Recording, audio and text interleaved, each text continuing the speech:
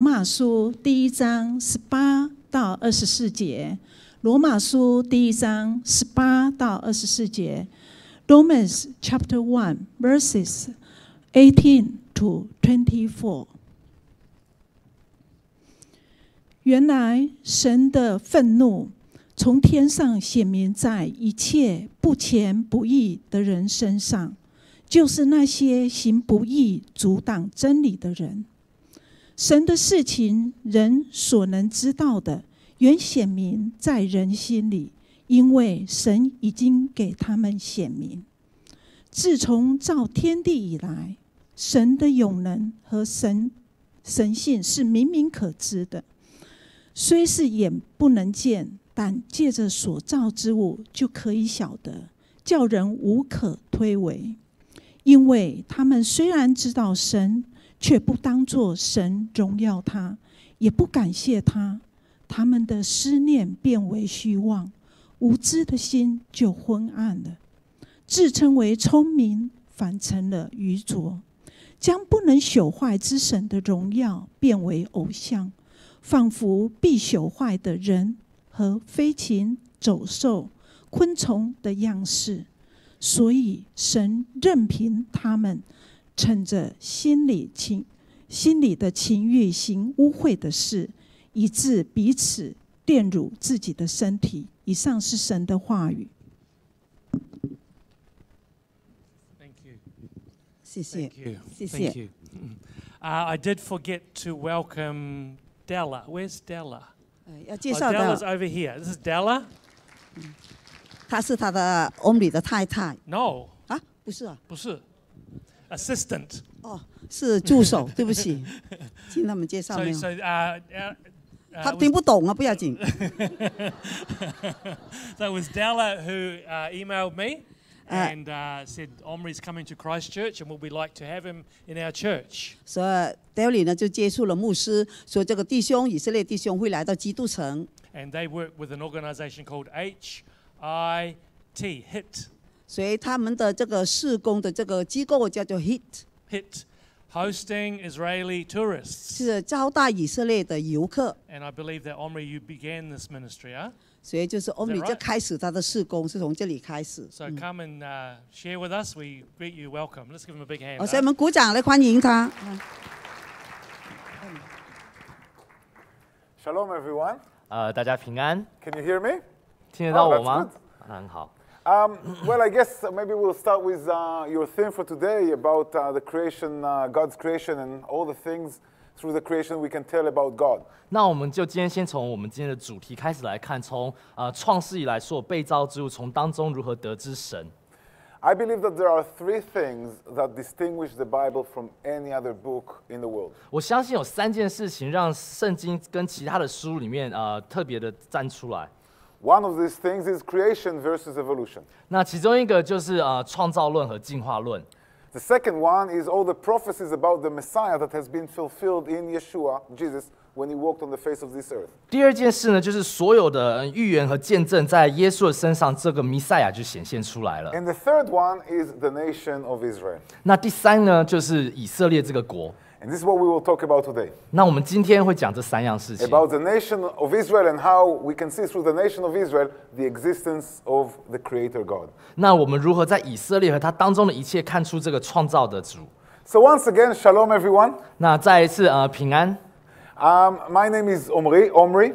那我的名字是 Omri。If you know your Bible well, you may remember that Omri was actually a very bad king in the Bible. 那如果你知道你的圣经的话，你会知道Omri 是一个不好的王，叫他中文名字。In fact, Omri was the worst king of Israel until his son Jaakabovich, the one who married Jezebel, superseded him. 乌利亚吗？Omri 他是那个就是以色列其中一个很糟糕的王，他是与耶洗别的那一位。He was a bad king. 他是个不好的王。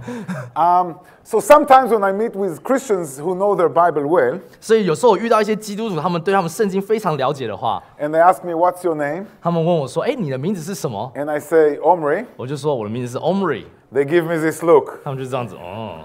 And I can already tell what they're thinking. 然后我已经知道他们在想什么了。They're thinking, who would call their son Omri? 他们在想说，谁会叫自己的孩子叫 Omri 呢？ Don't they know Omri was such a bad king in the Bible? 他们难道不知道 Omri 在圣经里面是一个多么糟糕的王吗？ But there's a very good reason why my parents called me Omri. 可是其实是有一个原因，我父母称我为 Omri 的。 3 times a year. 1年3次， Pesach, Shavuot, Vesukot. Passover, Pentecost, and the Feast of Tabernacles.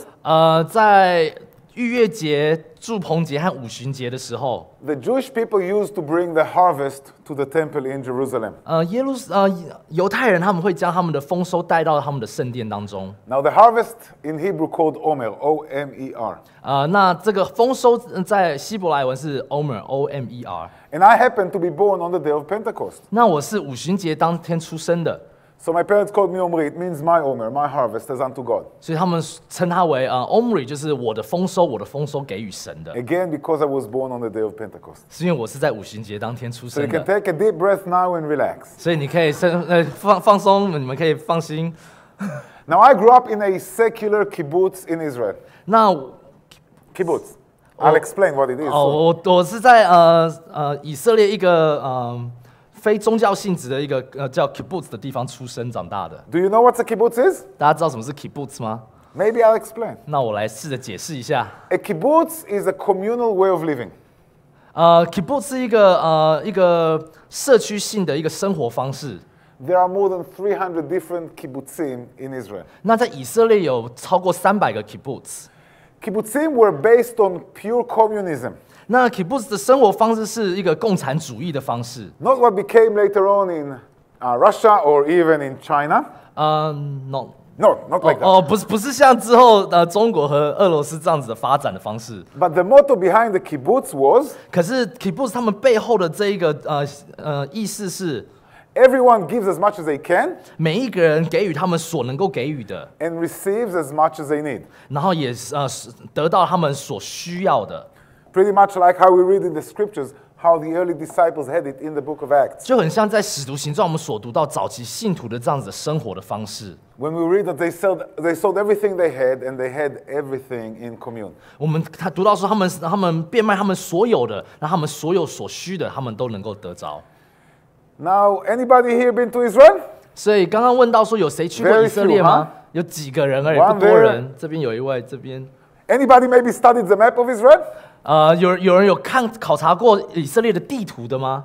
The kibbutz where I grew up is located 10 minutes drive southeast of Mount Carmel. This is where Elijah slew the false prophets of Baal and Asherah. 所以我所住的 kibbutz 是在西南方，在那个摩亚 Mount Carmel 那个山，我中文不太好最近那里的一个地方，那个山就是以利亚他大战那个巴力先知的地方。 And it's 10 minutes drive on the other side is Mount Megiddo, Armageddon. 那在那个山在隔壁呢是叫Mount Armageddon，就是末世之山。 Now, Nazareth, where Messiah has been brought up, this is only about half an hour drive. 那拿撒勒就是耶稣耶稣长大的地方，那距离大概只有30分钟的车程。 You can actually see Nazareth from the kibbutz where I've been brought up. 所以你从我出生的这个 kibbutz， 你可以很轻松的就可能够见到拿撒勒了。 So many things you read in the Bible 所以你所在圣经里面读到了很多东西， happen just a stone throw away from where I've been brought up. 就在我住的地方就不远而已。 Now, kids in Israel, I guess today in kids like any other country, 那在以色列长大的孩子，就像今天在任何地方长大的孩子一样， like kids here in New Zealand or in China, 可能在纽西兰出生、马来西亚或是中国出生的孩子一 we 样， all go to kindergarten, 我们都去幼儿园， then we go to school, primary school, high school. 所以我们再去上小学、中学。 But unlike most other countries around the world, 可是不同于其他的国家的是， in Israel, when we finish high school, we all go to the army. It's compulsory in Israel. 在以色列，当我们高中结束以后，我们每一个人必须去参加去服兵役。 2 years for women and 3 years for men. 女人是2年，男人是3年。 And what people in Israel do when they finish their military service, 那当以色列人他们结束了他们的兵役的时候， they take what they may call here in New Zealand a gap year or a year off. 他们可能会拿一个休息1年这样子， When they go and travel around the world, 然后他们就去各个地方 trying to forget a little bit about the time in the army, 然后就去试着去忘掉他们在军中所发生的一切事情， experiencing and exploring the world. 然后去经历，然后去探望一下整个世界。 It's already been more than 25 years since I finished my military service in Israel. 那我自己兵役已经结束了25年了， This was back in November 1992. 所以这是在1992年11月的时候。 Now, when I finished my military service, I just had no idea what it was that I wanted to do in my life. 那其实当我兵役结束以后，我真的对我这一生我要做什么完全不知道。 At some point, I bought myself a ticket around the world. 那就在那个时候，我就买了一张票，是环游世界的票。 My ticket went from Israel to Thailand, Australia, New Zealand. 那我就从以色列到了泰国，到了澳洲，再到了纽西兰。 And from New Zealand through the Pacific Islands, Fiji, Tonga, Hawaii, to the US and back to Israel. 然后从纽西兰，我再飞往太平洋群岛，然后斐济这些地方，然后去了美国，然后之后再回来。I left Israel in November 1996, more than 21 years ago. 所以超过21年前，我1996年的11月，我离开了以色列。 I started my travels in Thailand. I was there for maybe about a month and a half, maybe 5 weeks. 我到了泰国大概5个礼拜的时间。 And then in early January 97, I arrived to Sydney, Australia. 那在1997年1月的时候，我就到了雪梨，澳洲。 The next 5 months or so were spent in Australia. 那接下来的5个月，我就在澳洲定居。 And literally, it was on my 27th birthday, June 10th, 1997. 那就在我27岁生日的时候，在6月10号，1997年， I had a flight from Melbourne, Australia to Christchurch, New Zealand. 我就从墨尔本飞到了基督城。 Well, first take note of the name Christchurch. 那当然，每一个人飞到基督城，你都会看到这个名字，叫做基督城。 But did you know that Christchurch, New Zealand is literally the furthest most city on the face of the globe from Jerusalem? Did you know that? 那你们知道基督城是离以色列最远的一个城市吗？你们知道吗？ Did you know that? 没有人知道吗？ Can I tell you that I'm very disappointed of the people living here in Christchurch? 我要跟你们说，我对你们真的是非常的失望。 If people in South Africa or Germany or Ireland don't know their excuse, but no excuses for you. 那如果是像什么南非啊，其他地方不知道这个事情的话，他们就算了。可是你们住在基督城，怎么会不知道呢？ The last words Messiah ever spoken just before he was ascended into heaven, 在弥赛亚他所说的最后一句话，在他升天以前所说的话， in Acts 1:8, he said to the disciples, 在使徒行传1章8节，他对那些门徒们说， But you shall receive power when the Holy Spirit comes upon you, 他说，当圣灵降下，你们必得着能力。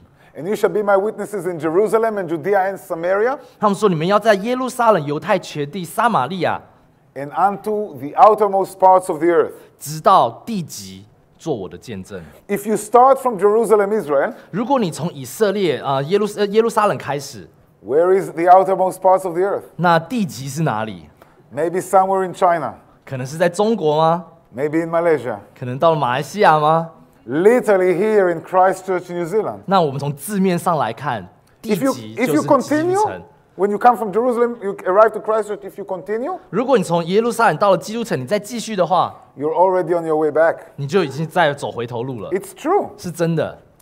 2 months later, I came to faith in Messiah in the Bay of Islands, in Pahia.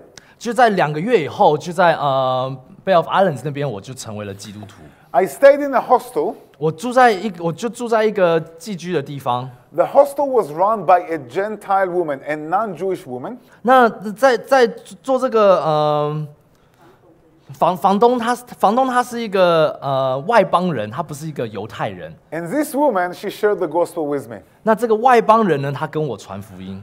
But thank God she didn't talk to me about Christianity. 那感谢神，他没有跟我讲到基督教。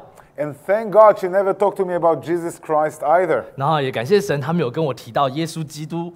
You may wonder to yourself, what kind of gospel did she give you, 然 huh? 后你就想说，那他到底跟你分享了什么福音呢？ Well, I tell you what. 我就跟你说， This woman talked to me about the God of Abraham, Isaac, and Jacob. 他跟我讲到的是亚伯拉罕、以撒的神。This woman talked to me about the God of Israel. 他跟我讲到以色列的神， This woman talked to me about the promised Jewish Messiah. 他跟我讲到那个被应许给犹太人的弥赛亚， That was foretold by the Hebrew prophets in the Hebrew scriptures. 就是那在希伯来的先知里面，在我们希伯来的原文的这个经文上面所提到的。 And I understood if this is the truth, 那我知道说，如果这是真的， maybe this is what I've been searching for all my life. 可能这就是我这一辈子都在找寻的东西。 I decided to go to Auckland to extend my visa 所以我就到了奥克兰，继续延续我的签证， and to look deeper into it. Again, maybe this is what I've been searching for all my life. 因为我想要再更深入的去了解，因为这可能真的是我这一辈子都在找寻的。 It only took 5 minutes at the immigration office, and I was granted with 9 more month visa for New Zealand. 那我只在移民局那边待了5分钟，我就被批下了9个月的签证。 Now, this Dutch woman at the hostel, she said to me, Omri, when you are in Auckland, 那这个荷兰的女士呢，她跟我说 ，Omri，当你在奥克兰的时候， in the city center of Auckland, in Upper Queensland, there's a Christian bookshop. Why don't you go there and check it out? 她说在市中心有一个基督教书房，你为什么不你就去看看好了？ So that's what I did. 所以我就这么做了。 To my surprise, at the Christian bookshop, they had the Bible. 我很压抑的是，我到了这个基督教书房，他们有卖圣经。 Normally, we Jews, when we talk about the Bible, we only talk about the Tanakh, the Old Testament. 当我们犹太人我们讲到圣经的时候，我们讲的就只是那个旧约的部分。 But at the Christian bookshop, they had the entire Bible. 那在这个基督教书房呢，他们有整本圣经， They had both the Old Testament and the New Testament in one copy, 他们有旧约和新约，就在一本书里面， in one book. 就在一本书里面。 And believe it or not, it gets even better. 那你们可能不能相信，可是这还能更好。 They even had the Bible in my own mother tongue, 他们居然有我自己的语言希伯来文的圣经 which is not English, neither it is Chinese, huh? 就不是英文，当然也不是中文， But rather it is Hebrew. 就是希伯来文。 Now, never before I ever read the New Testament. 我其实这一辈子从来没有读过新约圣经， I never read any gospel and I never read any epistle. 我没有读过任何的福音书，也没有读过任何的书信， I never read any chapter and I never read any verse. 我没有读过任何一章一节。 For the first time in my life, I have the New Testament in my hand, in Hebrew. 那我这辈子第一次在我手上有新约，而且是希伯来文的新约。 Before I opened it, 在我打开以前， do you know what I thought I'm going to read in the New Testament? 你能够猜想我以为我在新约会读到的东西是什么吗？ Most Christians, when they hear me what I'm saying next, they are very shocked. 大部分的基督徒听到我接下来要讲，他们都非常的压抑。 But I thought that the New Testament was the Christian manual or the Christian handbook for the persecution of the Jews. 我以为新约圣经是给所有基督徒的一个手册，跟他们说你们当如何去逼害犹太人。 Maybe not in China, 可能在中国不是这样子， but in Europe for 2,000 years, 可是在欧洲过去2000年的时间， Gentile people, non-Jewish people like yourselves, 外邦人就是那些非犹太人，就像你们一样， calling themselves Christians just like you, 就像你们一样，他们也称自己为基督徒， in the name of Jesus, 奉耶稣的名， with the church and the cross behind them, 跟背着教会和十字架的口号， has been persecuted my people, the Jews. 一直在逼害着我的人民，就是犹太人。 But the very first verse that I ever read in the New Testament, 可是我在新约圣经读的第一节， the very first verse, 它就第一节， Matthew 1:1, I read in the Hebrew, 在马太福音1章1节，我在希伯来文读到。 Sefer Toldot Yeshua HaMashiach ben David ben Avraham, the book of the genealogies of Jesus the Messiah, 他讲到说，这是耶稣基督的家谱， the son of David, the son of Abraham.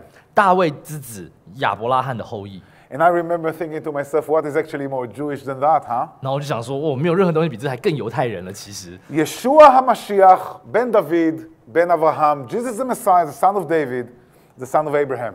耶稣基督，大卫之子，亚伯拉罕的后裔。 What is more Jewish than that? 没有任何东西比这个还更犹太人了。 This is more Jewish than the Star of David. 这比大卫之星还要更犹太人。 This is more Jewish than the menorah. 这比 You know the menorah. 这比那个蜡烛台还要更犹太人。 This is more Jewish than the keeping of the Sabbath. 这比遵守安息日还要更犹太人。 What is more Jewish than that? 没有任何事情比这个还更犹太人了。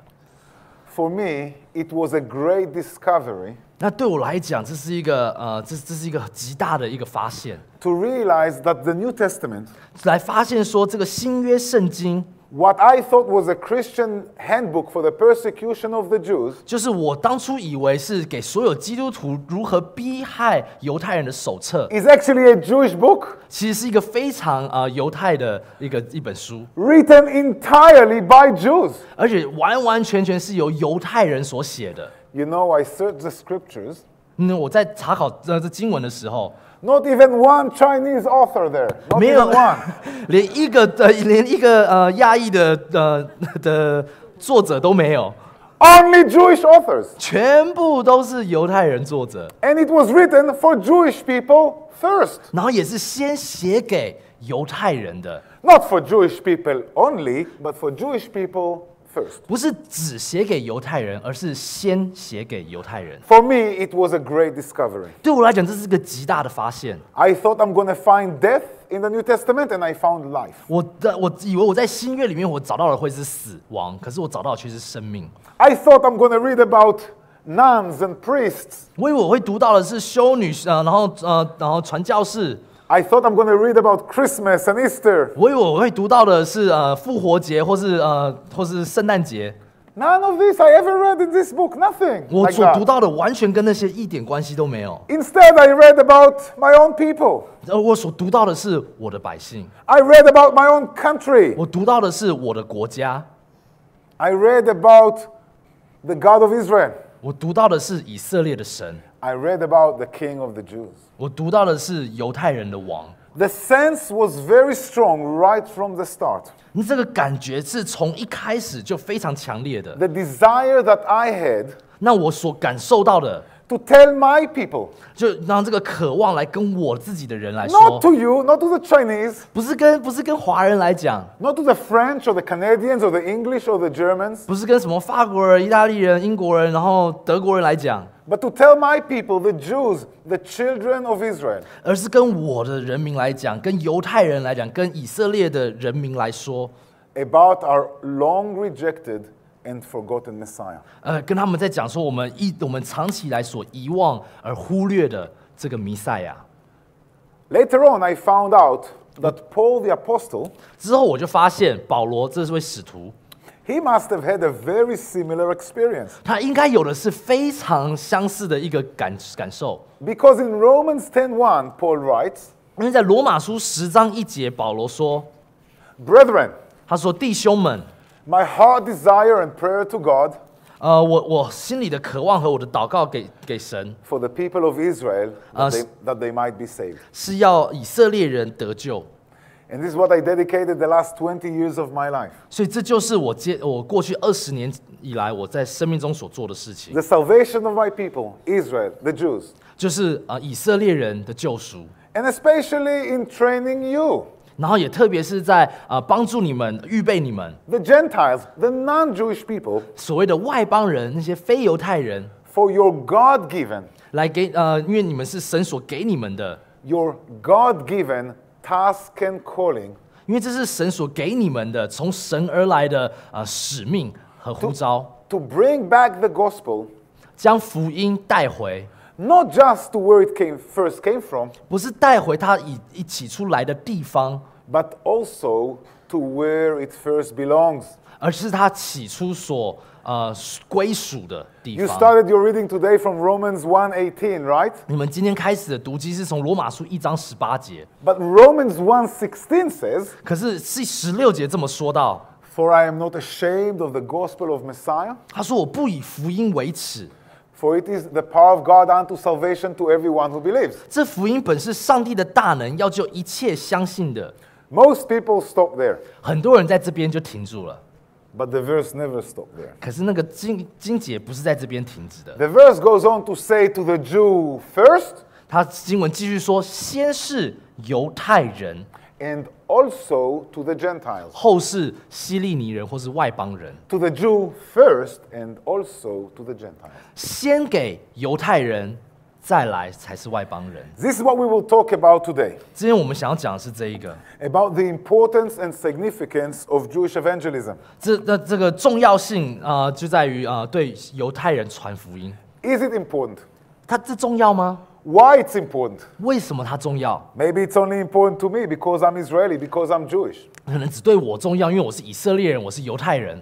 Now, we Jews, we love asking questions. 那我们犹太人，我们很喜欢问问题。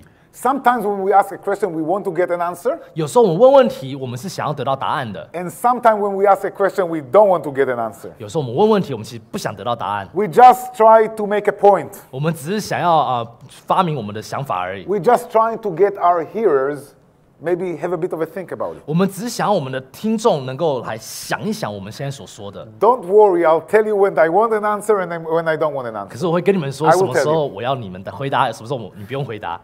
My first question to you, 我第一个问题， this time I want an answer. 这个你们要回答。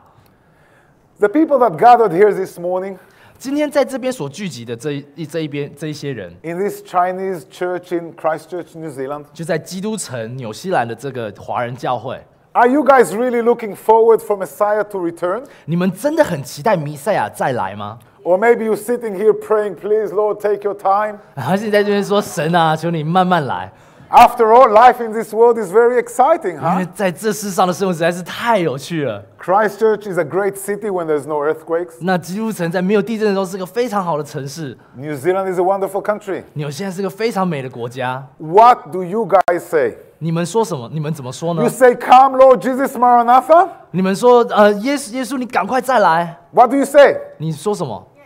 Come? 你们说来吗？ Can we hear you? 我可以听吗？ Come on. I almost believe you. 我差一点点相信你们了。 Maybe try one more time. 再来一次好不好 Come on.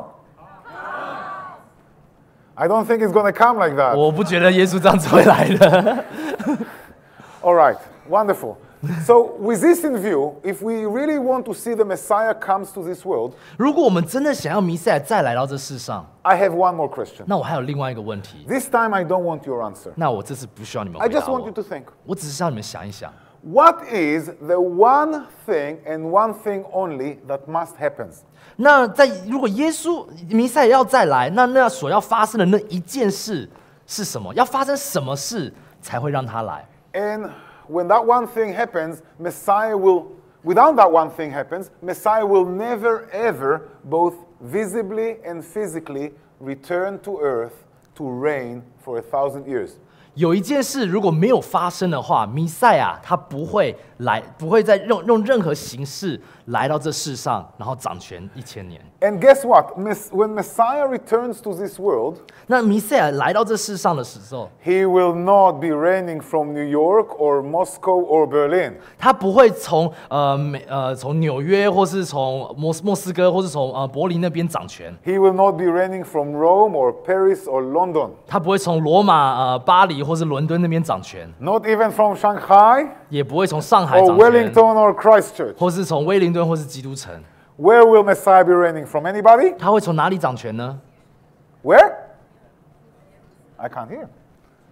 Jerusalem. 耶路撒冷， But not Jerusalem in the Wanganui River. 不是- Jerusalem, Israel. 是 There is Jerusalem in New Zealand. OK， 你现在也有一个耶路撒冷，不过我现在讲的是在以色列的耶路撒冷。 Jerusalem, Israel. When I ask Bible-believing Christians, 当我问相信圣经的基督徒， what is the one thing that must happen and without that Messiah will never ever both visibly and physically return to earth, 有一件事情必须发生，不然弥赛亚不会用任何形态回到这个世上， and reign for 1,000 years, 来再掌权1000年。 the answer I receive 95% of the time 那这一件是什么呢？那我得到的答案95%的时候是， people say to me, Omri, the Bible says 他们说Omri，圣经上说 The gospel will be preached to all the nations. 他说，圣经上说，就是福音要传遍各个地方。And then the end will come. 然后就在这时候呢，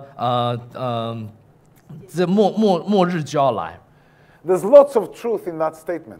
在这一句话里面有很多的真理在当中。However, this statement is not the truth. 可是这一句话本身呢，它不是真理， I'm going to explain. 它不是真的。我来解释。We're going to do a little bit of an illustration here. 我们来做一点比喻。Let's say that the gospel has indeed been preached to all the nations. 我们来假设那个福音已经传遍全世界了。Let's not stop there. Let's take this one step further. 我们来再进一步。All the nations of the earth are coming to faith in Messiah. 在这世界上，全部的国家都来，都信主，然后都能够归向弥赛亚。Even if we take that one extra step further, 那我们再继续下一步再说， all the nations of the earth 在这世上所有的国家， are on their knees, 就已经跪在地上， crying out for Messiah to return. 来呼求弥赛亚再来。 Try to picture that to yourself just for a second. 我们就花1秒钟的时间去想象这样子的一个景象， Wouldn't that be an amazing sight? 这会不会是一个非常激励人心的一个 The 景 whole 象？ world on their knees crying out for Messiah to return. 全世界的人谦卑屈膝，然后来呼求神你来 It，would be amazing, huh? 这不会是一个很厉害、很好的一件事吗？ Only one small problem. 只有一个问题， Messiah still doesn't come back. 弥赛亚还是没有来。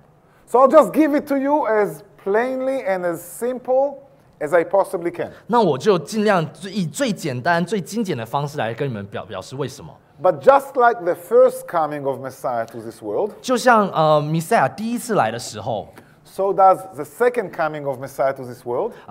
第二次也将是一样的， It has nothing to do at all with the Gentile world, 跟外邦人没有关系， but it has everything to do with Israel and the Jews. 而一切跟以色列和犹太人是切切相关的。 Matthew 23:39. 马太福音20章39节。 And keep in mind, Messiah was speaking to the Jews at the time, not to any other group of people. 那你们要谨记在心，这时候弥赛亚他是跟犹太人讲，不是跟任何其他人说的。 And in Matthew 23:39, Messiah said to the Jews, 那马太福音23章39节，弥赛亚跟犹太人说， You, meaning the Jews, you will see me no more 他说你们我不得再见我， until you, again the Jews, until you say, 直到你们就是犹太人， Baruch haba b'shem Adonai, blessed is he who comes in the name of the Lord. 奉主名来的是应当称颂的。 He was quoting from Psalm 118, verse 26. 他是从诗篇118篇那边所摘述的。 Now, how will they, the Jews, how will they call upon him whom they have never heard? 那犹太人怎么能称呼那他们从来没听过的 And how will they hear without a preacher, without somebody sharing with them? 那他们如何能够听到？除非有人跟他们说这件事呢？ Once we understand 当我们理解这点， that Messiah will never return to this world visibly and physically, 这就是弥赛亚在不会以任何形态回到这个世上。 without the Jewish people as a nation will call upon him to return, 直到这犹太全国以色列全民一起呼喊着。 once we understand that, we start getting small little glimpses of the importance and significance of Jewish evangelism. 当我们真的去理解这一点的时候，我们才能够开始了解说，为何以色列和犹太人在这整个福音上面是如此的重要的。 In fact, I'll tell you more. 我还可以再跟你讲更多。 I believe 我相信 that the most important thing you can ever read about in the Bible, 在圣经里面，你可以读到的最重要的东西， apart from the character of God 除了神性以外， or who the Messiah is, 或是弥赛亚是谁以外， apart from that, 在那之外， the most important thing you can ever read about in the scriptures 你在圣经上能够读到最重要的一件事情， is about bringing the gospel to the Jewish people. 就是有关把福音带给犹太人。 Not because I'm Jewish, 不是因为我是犹太人， not because I'm Israeli, 不是因为我是以色列人， but I'll tell you why. 可是我跟你说为什么？ For a small, tiny, little reason. 就是一个非常非常小的一个原因， which is 就是 without the salvation of Israel, 如果除非以色列被救赎， without the salvation of Israel, 除非以色列被救赎， there is no salvation to the world. 就没有给予全世界的救赎。 I'm going to repeat that. 我会再讲一次， Without the salvation of Israel, 除非以色列被救赎， there is no salvation to the world. 在全世界是对世人来讲是没有这份救赎 If 的。 you, the Gentiles and non-Jewish people, if you like it or not, 不管身为外邦人，你们相信或不相信， if you, the Gentiles and non-Jewish people, if you believe in it or not, 无论身为非犹太人我们相信不相信， only when the Jews call on Messiah to return that he comes back. 只有等到犹太人全民一起跟神呼喊，他才会再来。 When we start seeing that, we understand why it's important. 当我们开始看到这一点，我们就会开始慢慢知道为什么这是如此重要的。 But I'll tell you more. 可我可以跟你说更多， I'll tell you how you can actually be involved in that. 我可以跟你说，你可以如何来在这方面一起来做工的。 You know, Romans 11:11, 在罗马书11章11节， the beloved Apostle Paul. You love the Apostle Paul, don't you? 就是使徒保罗，你们爱使徒保罗吗？ You do? 你们爱他吗？ So your beloved, the Apostle Paul, 所以你们所爱的使徒保罗， in Romans 11:11, he writes, 在罗马书11章11节这么说道： salvation has come to the Gentiles. 救恩便临到外邦人， That's you, right? 就是你们，不是吗？ True? 是不是？ Salvation has come to the Gentiles 救恩已临到外邦人， to provoke them, speaking of the Jews, to jealousy. 要激动他们。那这个他们是指犹太人发愤。 Did you understand that this is one of the reasons why you were saved? 你能够想象这是其中一个原因，你被救赎吗？ Not the only reason, 不是单的原因而已， but one of the reasons why you were saved 而是你被救赎的其中之一的原因。 is because now God wants to use you, the Gentiles, 因为神要使用你，所谓外邦人， in order to provoke his people, the Jews, back to jealousy. 而来激发这些犹太人，他们再一次的感到嫉妒。 Now, how does that help you here in Christchurch, the ends of the earth? 那这样子怎么能够帮助我们所在基督城在地极的这些人呢？ When we asked before, only very few people have been to. Everybody wants to go to Israel, 我们知道大家都想去以色列，不过就这么少点人去 but 过而 only 已， very few people have. 就这么几个人去过而已。 How can you preach the gospel to the Jews without even meeting them? 那你要怎么样能够怎么样能够传福音给以色列人 Aha. 这是个很好的问题。 We're going to introduce to you 我们要跟你们讲这件事， what I believe is the greatest outreach in the whole world to the Jewish people. 这是我觉得是全世界最棒的传福音的事工，而且是对犹太人传福音的事工， The greatest outreach 最好的传福音事 to the 工， Jews in the whole world. 在全世界的犹太人， A network called HIT, HIT, hosting Israeli travelers. 那就是 HIT 接待以色列游客。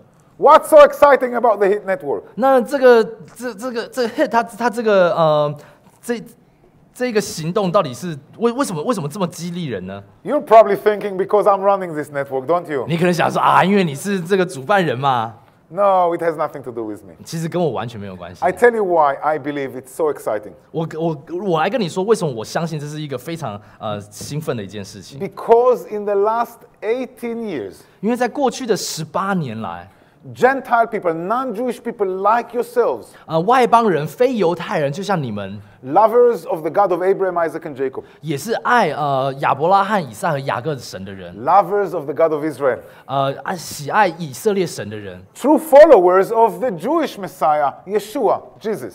是跟随犹太的弥赛亚的虔诚的跟随者。 In the last 18 years here in New Zealand, 在过去18年，就在这里，在纽西兰， and the last 3 years in any other country on the face of this earth, 而且过去3年在世界各地， including China and Malaysia and many, many other countries. 在中国、马来西亚很多其他的国家里面， You can become 你们可以成为 missionaries to the Jews 你们可以成为犹太人去跟犹太人传教的传教士， without even leaving your homes. 而且你们甚至不用离开你们的家乡， How exciting is that, huh? 这不是很好的一件事吗？ Missionaries to the Jews 你们可以成为对犹太人宣教的宣教士， without leaving your homes. 而且你从来不需要离开你的家。 Do you know any other network, any other mission that allows you to do that? 你有听说过任何一个宣教机构让你这样子做的吗？ I don't. 我没有过。 I believe the title missionary to the Jews 我相信那个向犹太人传教 is the greatest title each and every one of you can ever hold, 这是你们所能够拥有最好的一个头衔， right after a servant of God. 就在于神的仆人之后的一个头衔。 Again, not because I'm Israeli, not because I'm Jewish, 其实真的不光是我是以色列人或是犹太人， but because everything you hold so dear to your heart. 而是因为你所有你所喜爱的这一切事物。 I'm not talking in the physical sense. 我不是在说那些属世的那些物质的事物， I'm not talking your children or your grandchildren. 我甚至不是在讲你的孩子和你的孙子孙女， I'm not talking your dog or your cat. 我也不是在讲你的狗狗或猫猫， But I'm talking in the spiritual sense. 而我是在讲这属灵的事，你所喜爱的事， Everything that you hold so dear to your heart, 所有你所在乎、你所喜爱的这些事， everything you cherish, 所有你珍惜的事， everything you value, 所有你觉得有价值的事， everything which you consider to be beautiful, 所有你所看为美好的事， everything you'll ever be willing to live for, 你所有愿意为此而活的事， and hopefully everything you'll ever be willing to die for. 也希望是你会愿意为此而死的事。 The patriarchs, right? The forefathers. 我们的以色列的祖先， The prophets and the apostles, 这些先知这些使徒， the scriptures, 这经文， and above all, Messiah himself, 而且在这之上，弥赛亚他本人， you received from us, from the Jews, 你们是从犹太人这边领受到的， from God, 是从神这边 but，from God to us the Jews, 从神领到犹太人， and from us the Jews to you the Gentiles. 还从犹太人领到外邦人。 This is why your beloved, the Apostle Paul, writes in Romans 15:27, 这就是你所喜爱的使徒保罗在罗马书第15章第7节这样子说到， that you, the Gentiles, 就是你们就是所谓外邦人， are indebted to the Jews. 你们是 In debt. Oh, us 你 a 们 big. 欠犹太人这样子的一个债， It's in the Bible. 是圣经上这样讲的。 Romans 15:27, 罗马书15章27节这样子说到， indebted to the Jews. 你们是欠犹太人的债。 You know why it says indebted to the Jews? 你知道为什么圣经上说这是所欠的债吗？ Because only when you, the Gentile Christians, feel indebted to the Jews, 因为你们身为外邦人、非犹太人，直到你们理解这是你们所欠的债， only when you come to this place 直到你们来到这样子的一个领受当中，这是我所欠的债， will you be willing to stand with Israel and the Jews 你们才会愿意以色列、以犹太人一同站， against the whole world.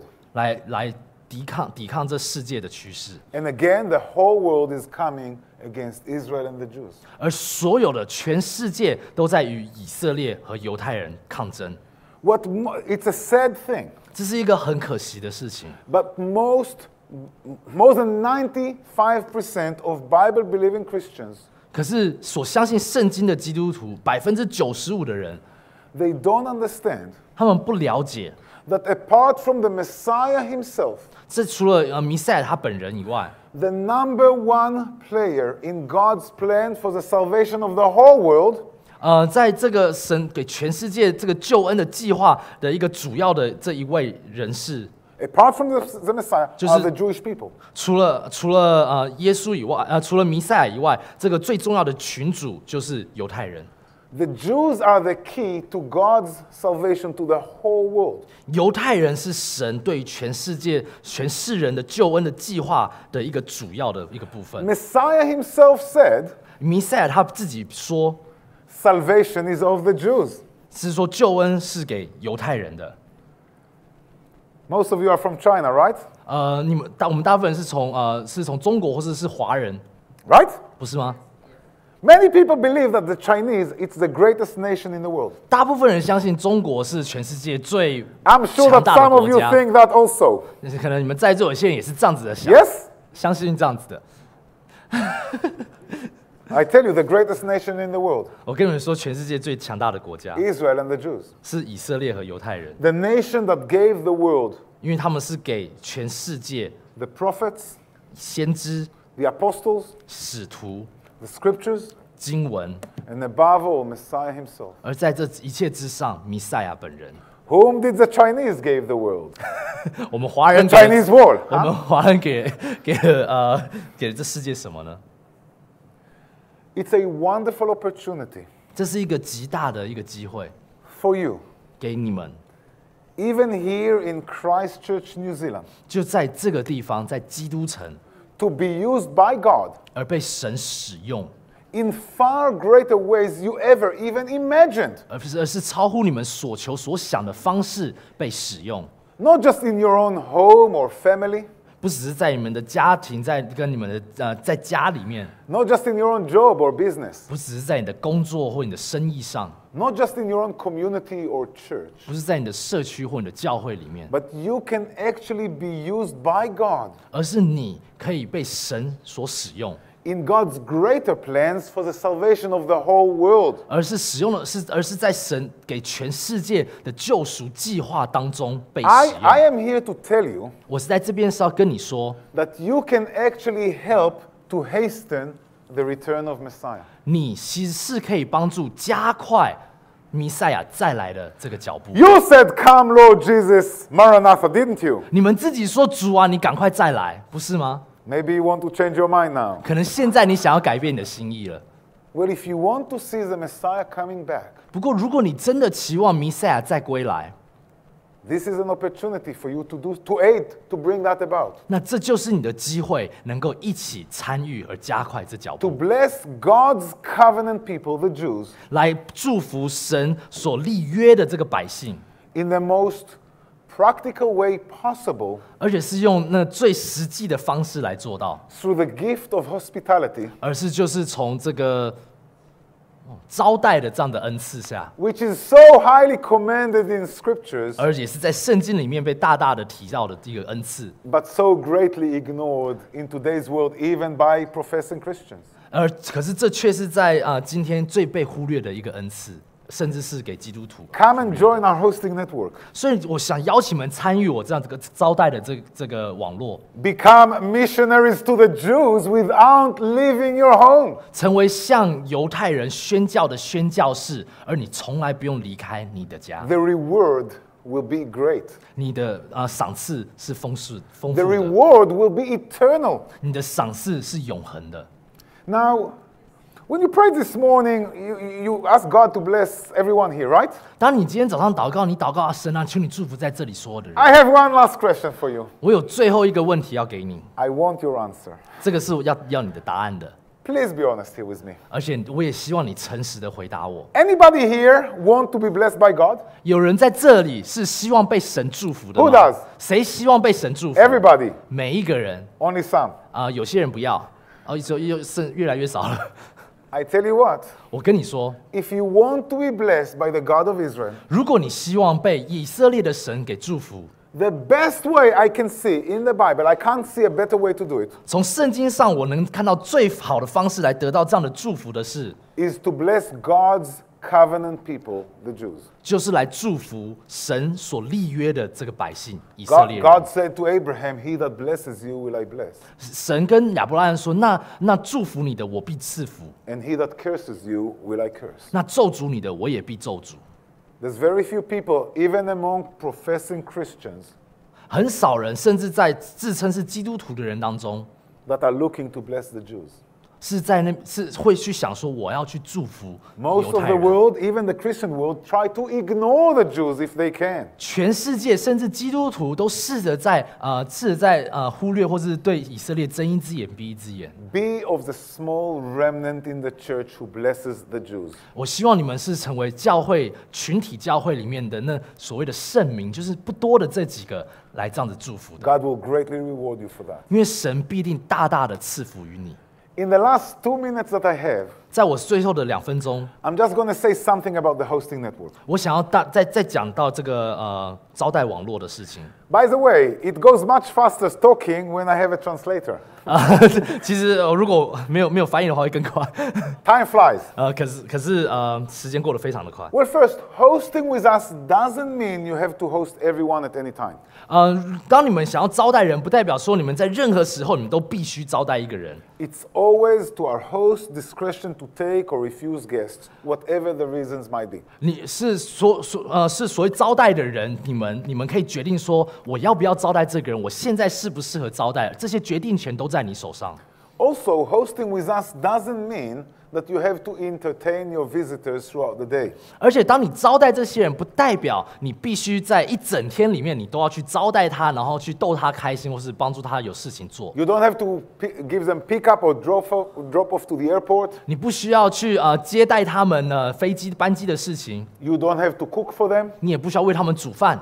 Chinese food is good. They like it, but you don't have to. 当然，我们华人的食物非常好吃，他们也非常喜爱。可是你不需要这么做到。 You don't have to give them internet or laundry facilities. 你甚至不需要给他们网络或是洗衣服的东西。 We only ask our host to provide their Israeli visitors 3 basic things. 我们只要求屋主在招待的时候给他们3样： A bed 一张床， or a fold-out couch 或是一个沙发床， or even a mattress on the floor 或是就在地上的一个床垫， or a place where the Israelis can pitch a tent on the lawn 或是在外面的草皮上他们可以搭个帐篷， or park a van or a station wagon. 或是一个那种旅行车那样子，或是只是车子的后座。 That's number 1. 就第一点。 Number 2, toilets and showers that they can use. 第二个就是他们能够用的卫浴设备。 And number 3, a kitchen where they can cook. 然后第3个就是一个厨房，他们能够准备一些他们的食物。 Only these things. 就这3样而已。 You are free to provide them more if you want, but it's not required. 你想要再做更多，就是你愿意做的了。可是这不是必要的。 I urge you and I beg you, 所以我请求你，我恳求你， come and join our hosting network. 来加入我们的招待网络， Become missionaries to the Jews without leaving your homes, even here in Christchurch, New Zealand. 成为向犹太人传福音的宣教士，而就在你所居住的基督城就可以做到的事。 And God will greatly bless you. 而上帝会大大的祝福你。 Thank you so much for the opportunity to come and share just a little bit, huh? 所以感谢你今天给我时间，让我来这边分享这么一点点。 Together with my secretary, Della, 跟着我的助手Della 在那边， we will be outside at the back. 我们就在后面那边。 Come and talk to us. 来跟我讲话， Fill up the hosting form. 来填写这个招待的网络的， Today. 就在今天就做， Don't say tomorrow. 不要说明天再做， Don't say next 不 week. 要说我下礼拜再想想看， Today. 就今天， And we would love to have you part of our hosting network. 因为我们真的很希望你们都能够参与我们一起成为这一部分。 Once again, thank you. 再一次谢谢你们， And may God bless you 愿上帝祝福， as you bless his people, the Jews. Thank you. 让你们继续祝福他的子民以色列人。